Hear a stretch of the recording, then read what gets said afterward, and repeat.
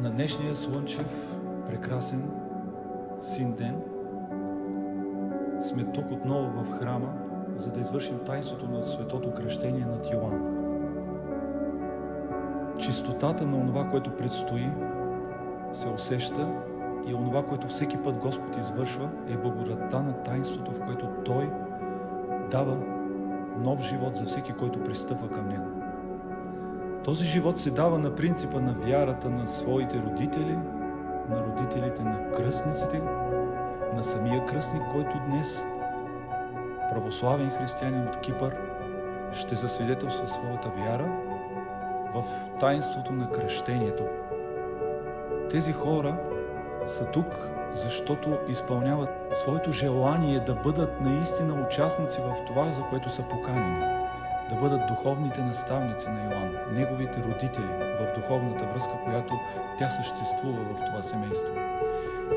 И независимо от това, че той не разбира езикът, на който говорим, езикът на вярата, той ще го олицетвори в думите, които ще изкаже на гръцки език. И това още веднъж ни показва, че Христос е там, където го търсят онези, които са Христови. И по Неговата милост, защото всичко в таинството на кръщението се извършва заради вярата на присъстващите, но най-вече заради Божията милост, Той ще даде очистването на Йоан и възраждането му за вечния живот.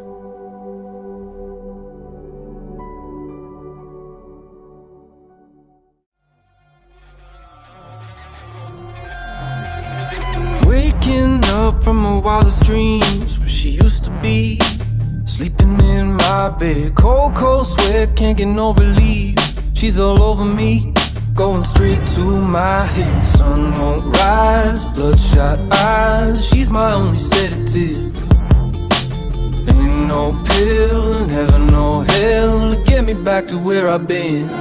There ain't no love, ain't no like coming in from this side, never know.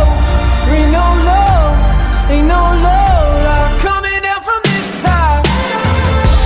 Down I go, up in smoke. There ain't no love, ain't no like coming in from this side, this side.